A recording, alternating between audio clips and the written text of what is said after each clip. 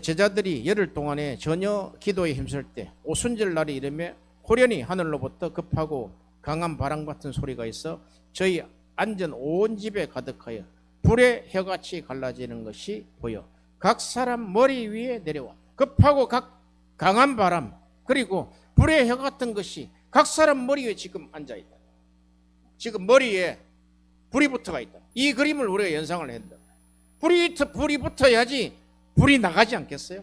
이것은 내 것이 아니고 내 안에 들어온 새로운 새 영이고 이것은 거룩한 하나님의 성령이라는 거예요. 그럴 때 그들이 사도행전 2장 4절에 그들이 다 성령의 충만함을 받고, 그래요. 성령 세례는 전제가 있어요. 성령 충만함이라는 전제가 있다. 그 성령 충만함을 받고 이제 성령이 말하게 하심을 따라 다른 언어들로 말하기를 시작한다. 이 다른 언어, 신학적으로 양진영이 지금 부딪히고 있다. 오순절주의자들은 방언, 성령 세례를 받으면 반드시 방언을 해야 된다 이렇게 나가고, 우리 개혁주의의 장로교는 이 다른 언어를 해석을 꼭 방언으로만 해석을 하지 않는다. 방언으로도 해석을 하고 각국 나라의 언어라고 한다. 우리는 어느 것도 버려서는 안 돼요. 반드시 성경에 기록된 것처럼 성령 충만함을 받으면 성령이 말하게 하신다는 거예요. 이게 성령 안에서다. 성령 안에서. 성령 충만함이 없이 성령 안에서 기도한다. 그 곤란하죠. 성령 안에서 또는 성령으로 세례를 받았음을 명확히 보여줍니다. 제자들은 오순절이 되기 전에 거듭났지만 오순절에 그들은 성령으로 세례를 받았으며 이것은 회심 뒤에 발생한 사건으로 그 결과 다른 언어로 말했을 뿐 아니라 사역을 위해 큰 능력을 받았습니다. 오늘날 그리스도인들은 사도들처럼 예수께 성령 세례를 강구해야 하며 이로써 제자들은 삶을 본보기로 삼고 따라야 합니다. 우리가 이런 성령 세례를 받는다면 그 결과 제자들의 삶이 그러했듯이 우리의 삶의 사역을 위한 능력이 더 주실 것이며 많은 경우 방언도 할 것입니다. 방언하는 것을 금할 필요는 없어요. 근데 개혁주의 쪽에서는 방언을 금하는 신학자들도 굉장히 많이 있습니다. 이러한 사람들이 먼저 거듭난 다음에 성령으로 세례를 받는 경향성을 뒷받침하는 증거는 사도행전에 기록된 몇 가지 다른 사례를 통해 확인할 수 있습니다. 사도행전 8장 12절에 빌립이 하나님 나라와 및 예수 그리스도 이름에 관하여 전도함을 그들이 믿고 남녀가 다 세례를 받으니, 여기 물세례죠. 8장 14절에 17절은 예루살렘에 있는 사도들이 사마리아에도 하나님의 말씀을 받았담을 듣고 베드로와 요한을 보내서 그들이 내려가서 그들을 위해 성령 받기를 기도하니 이는 아직 한 사람에게도 성령 내리신 일이 없고 오직 주 예수의 이름으로 세례만 받을 뿐이더라. 이에 두 사도가 그들에게 안수하며 성령을 받았지라. 사도행전 1장 8절에 그랬죠. 성령이 임재하시면, 성령이 강림하시면 너희가 권능을 받고 예루살렘과 온 유대와 사마리아와 땅끝까지 내 증인이 되리라 하는 것을 확정시켜 주신다. 성령을 받는 이유는 뭡니까? 땅끝까지 복음 전하는 거예요. 말티스다. 순교자다. 복음으로 인해서 죽으라는 거예요. 사도행전 10장에 기록된 고넬료의 사례를 보면 사도행전 10장 44절에 46절에 베드로가 이 말을 할 때에 성령이 말씀을 듣는 모든 사람에게 내려오시니 베드로와 함께 온 할례 받은 신자들이 이방인들에게도 성령 부어 주심으로 말미암아 놀라니 이는 방언을 말하며 하나님 높임을 들으리라. 이 고넬료 사건은 굉장히 중요한 사건. 이방인의 가정에 성령 부어 주시는 사건인데 이것이 사도행전 11장 15절에 베드로가 이렇게 고백합니다. 내가 말을 시작할 때 성령이 그들에게 임하시기를, 성령이 그들에게 강림하시기를, 임재하시기를 처음 우리에게 하신 것 같이 하는지라. 그 처음 우리에게 하신 것 뭡니까? 처음 우리에게 하신 것 같이 하는지라. 그게 오순절 마가다락방 이야기다. 베드로는 그 잊어버릴 수가 없죠.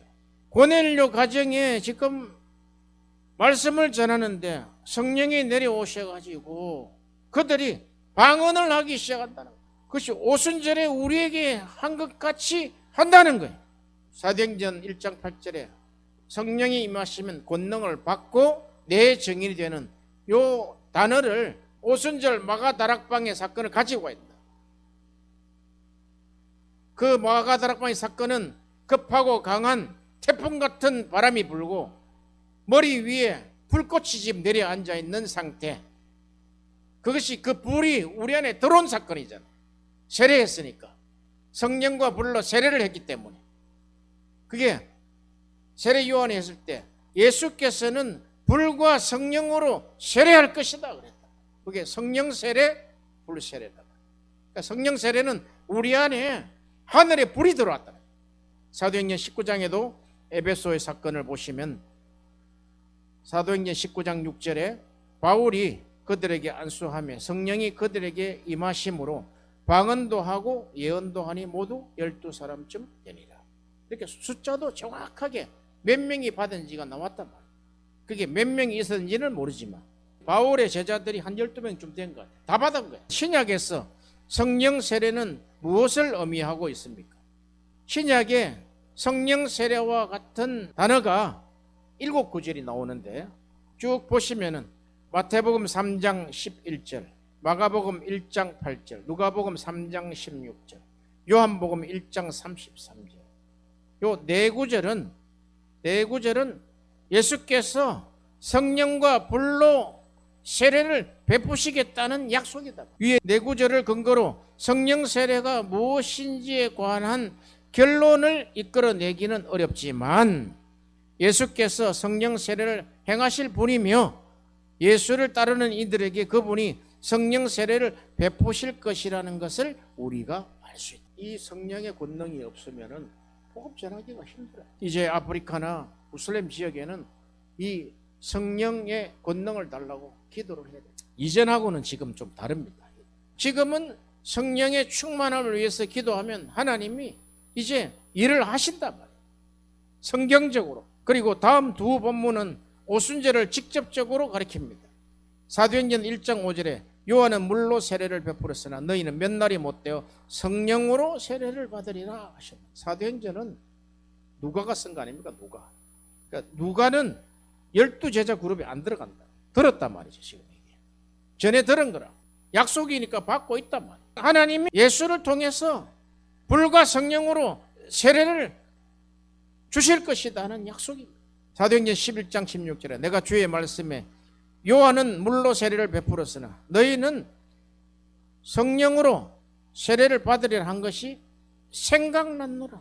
베드로 이야기죠. 우리가 성령 세례를 무엇이라고 이해하든 두 본문에서는 사도행전 2장에 기록된 대로 이 일이 오순절에 분명히 일어났음을 보여줍니다. 그때 성령께서 큰 능력으로 제자들과 그들과 함께 있던 이들에게 내려오셨고 그들은 방언으로 말했으며 약 3,000명이 회심을 하였습니다. 이제 남아있는 유일한 신약 본문은 고린도전서 12장 13절입니다. 고린도전서 12장 13절은 성령 세례의 결과를 이야기합니다.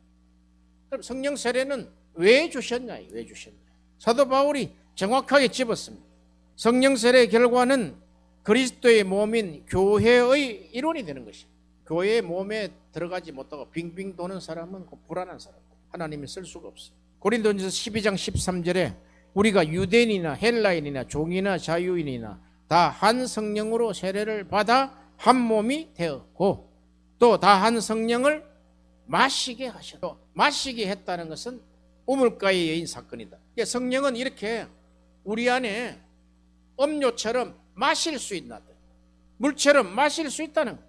유대인이나 헬라인이나 종이나 자유자나 모든 사람이 한 성령으로 세례를 받아서 한 몸이 되는 것, 교회. 그것이 교회의 정의다. 여기에 한 성령으로 했는데 이것은 원어에 들어가면 엔 푸뉴마 이렇게 나와 있어요. 한 성령 안에서 세례를 받고 한 성령으로 세례를 받은 자들에는 성령으로 성령 안에서 기도할 수 있게 되겠죠. 그러므로 성령 세례란 그리스도인의 삶이 시작될 때 성령께서 하시는 활동을 말합니다. 즉 성령께서 중생을 통해 새로운 영적 생명을 주시고 우리를 깨끗하게 하시며 죄의 권세와 죄를 사랑하는 마음으로부터 끌어내실 때, 그것이 성화의 첫 단계죠. 그분이 하시는 활동입니다. 이처럼 성령 세례란 그리스도인으로서 우리 삶이 시작될 때 성령께서 하시는 모든 일을 가리킵니다. 오순절 사건은 평범한 신자들 안에서 성령께서 더 강하게 일하기 시작하셨다는 것을 보여줍니다. 중요한 건 바로 이것이다. 오순절 성령 세례 사건은 우리에게 능력을 부어주시는 사건이다. 베드로가 예수께 주는 그리스도시요 살아계신 하나님의 아들이시니다 라고 말했을 때 이것은 분명히 그의 마음속에 성령이 중생의 사역을 하셨다는 것을 보여주는 증거였습니다. 예수께서 그에게 이를 내게 알게 한 이는 혈육이 아니요 하늘에 계신 내 아버지시니라고 말씀하셨습니다. 물론 성령께서 구약 전체에 일하셨습니다. 창조 첫날의 수면에 위에 운행하셨고 하나님을 향한 섬김을 위해 리더십과 예언을 위해 사람들에게 능력을 부어주셨습니다. 새 언약에서는 덜 강력했던 성령의 사역이 성령께서는 사역을 위한 중요한 능력을 지닌 소수의 사람에게만 임재하셨지만 모세는 하나님의 모든 백성에게 성령을 부어주실 날을 고대했습니다. 이게 다 모세의 기도 안에서 다 나온다. 민수기 11장 16절 17절에 여호와께서 모세에게 이르시되 이스라엘 노인 중 백성의 장로와 유사되는 줄을 내가 아는 자 70인을 모아 데리고 회막 내 앞에 이르라. 거기서 너와 함께 서게 하라.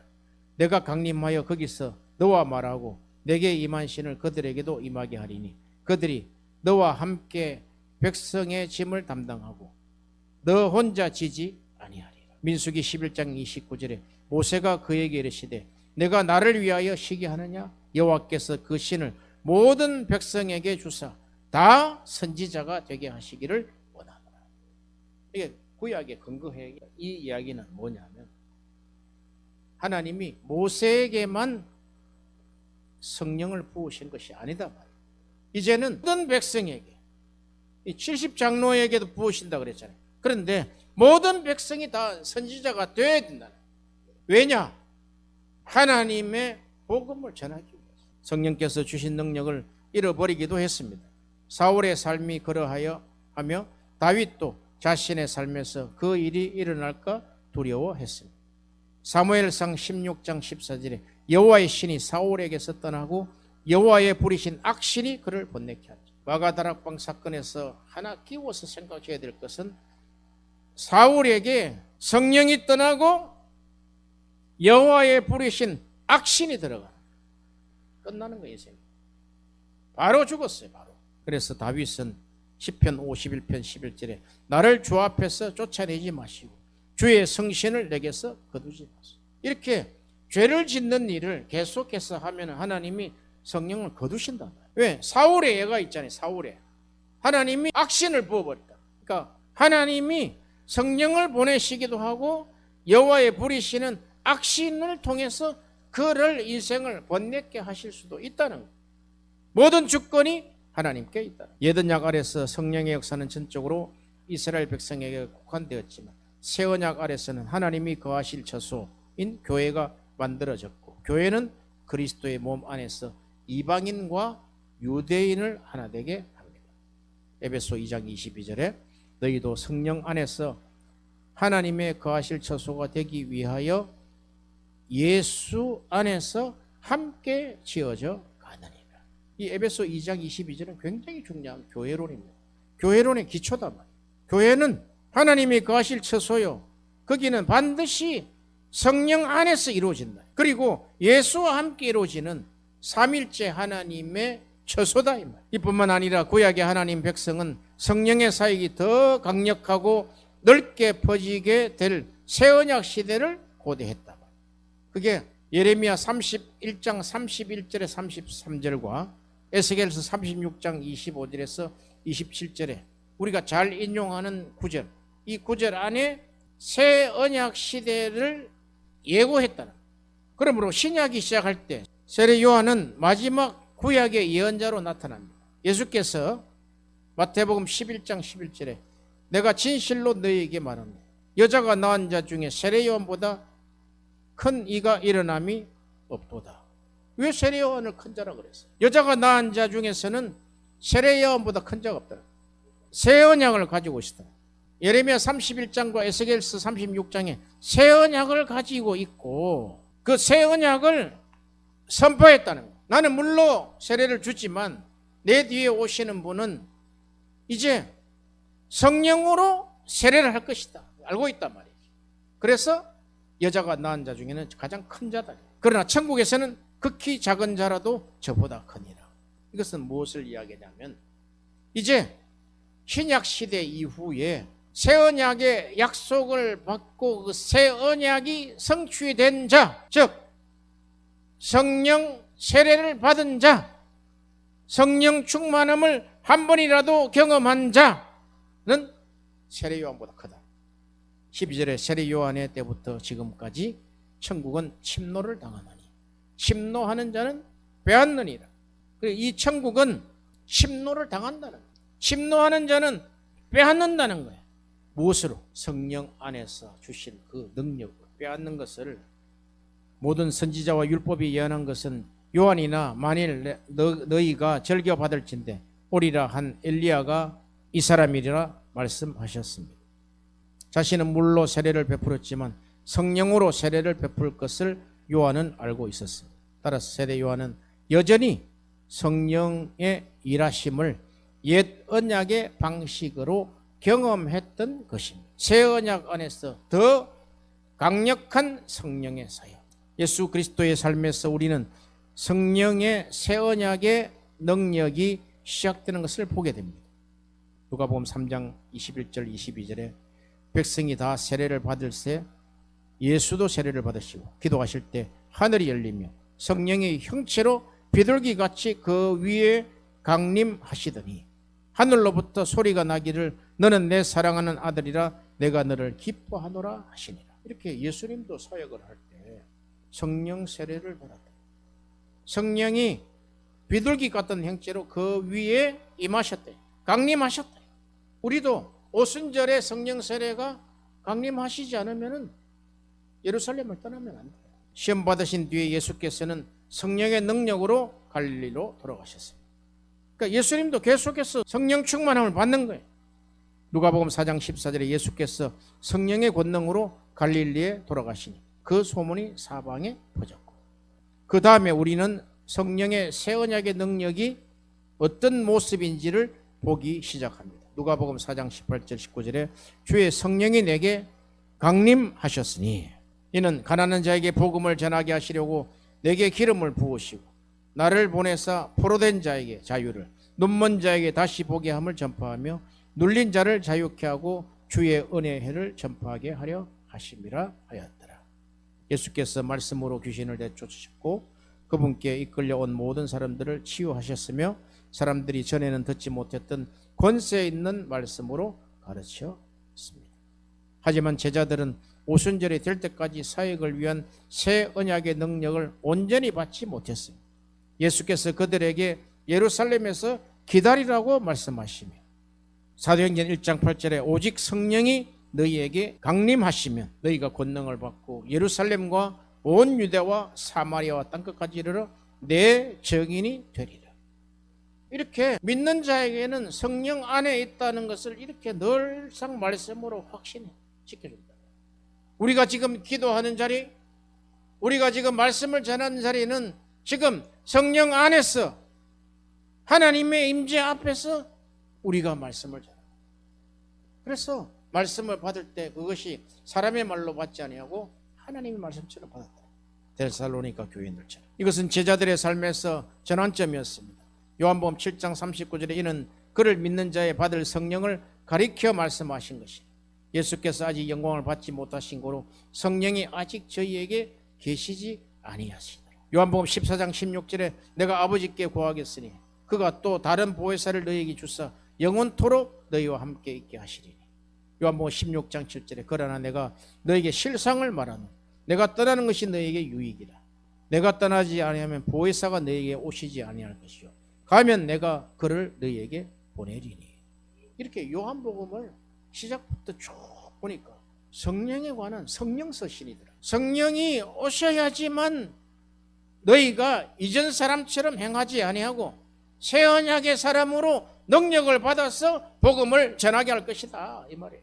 부활하신 주님이 오셔가지고 또 성령을 받으라는 거예요. 아버지가 나를 보낸 것처럼 이제 너희도 내가 보내노라는 거예요. 지금은 다 부활하신 예수님이 보내셔서 복음을 전하는 거예요. 예수께서 하늘로 승천한 뒤에 새로운 충만함과 능력으로 성령을 부어주실 권위를 부여받았을 때 성령께서 새 언약의 충만함으로 오실 것이라는 요엘서의 약속이 성취되었습니다. 사도행전 2장 33절에 하나님이 오른손으로 예수를 높이심에 그가 약속하신 성령을 아버지께 받아서 너희 보고 듣는 이것을 부어주셨느니라.